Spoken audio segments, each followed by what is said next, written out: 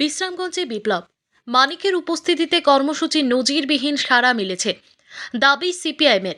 বিশ্রামগঞ্জে CPIM তাক লাগানো হল সভা, উপস্থিত প্রাক্তন মুখ্যমন্ত্রী। 2023 বিধানসভা নির্বাচনের পর সর্বপ্রথম বিশ্রামগঞ্জ কমিউনিটি হল রেকর্ড সংখ্যক কর্মীদের নিয়ে হল সভা করেন সিপিআইএম সোমবার সকালে। শহীদের রক্ত হবে না ব্যর্থ, ঠিক সেই স্লোগানকে পাথেয় করে পূর্ব নির্ধারিত সময়সূচি অনুযায়ী 108তম মহান নভেম্বর বিপ্লব দিবস উপলক্ষে বিশ্রামগঞ্জ কমিউনিটি হল ঘরে সিপিআইএম সিপাহীজলার জেলা কমিটির আহ্বানে সোমবার সকালে হল সভার আয়োজন করা হয়। এদিনের হল সভায় প্রধান অতিথি হিসাবে ত্রিপুরা রাজ্যের প্রাক্তন মুখ্যমন্ত্রী তথা সিপিআইএম পলিট ব্যুরোর সদস্য মানিক সরকার, সিপিআইএম জেলা কমিটির সম্পাদক তথা রাজ্যের প্রাক্তন মন্ত্রী ভানুলাল সাহা, সিপিআইএম বিশালগড় মহকুমা কমিটির সম্পাদক পার্থপ্রতিম মজুমদার, সিপিআইএম রাজ্য কমিটির সদস্য সিদ্দিকুর রহমান, টাকারজলা বিধানসভা কেন্দ্রের প্রাক্তন বিধায়ক রমেন্দ্র দেববর্মা সহ অন্যান্য সিপিআইএম জেলা কমিটির নেতৃত্বরা।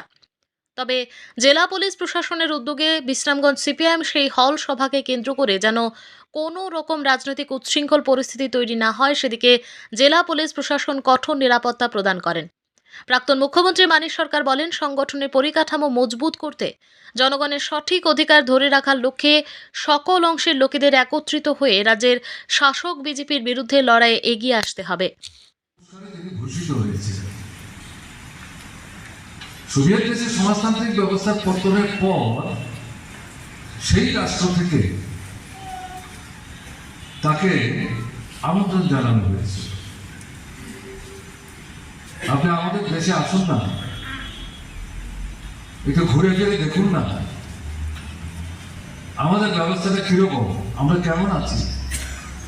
আপনার মতো ব্যক্তিত্ব যদি আমাদের রাষ্ট্রে একবার পদার্পণ করেন, কিছুদিন থাকেন, দেখভাল করেন, আমাদের সঙ্গে কথাবার্তা বলেন, অভিজ্ঞতার বিনিময় ঘটান, তাতে আমরা উপকৃত হব। পৃথিবীর মানুষও জানতে পারবে আসলে সমাজতান্ত্রিক ব্যবস্থাটা কি। দেখা গেল রবীন্দ্রনাথ ঠাকুরের চারিদিকে যারা ঘেরাও করে একটা বৃত্তের মধ্যে থেকে আটকে রাখার চেষ্টা করছিলেন, এরকম পরপর দুবার তাকে সোভিয়েত দেশে যেতে দেবে।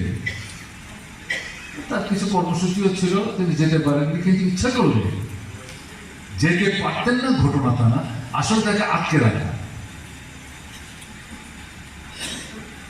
কারণ তিনি গেলে পরে সোভিয়েত দেশের অভিজ্ঞতা যখন চাক্ষুষ করবেন এবং এগুলি যখন বলবেন, রবীন্দ্রনাথের কথা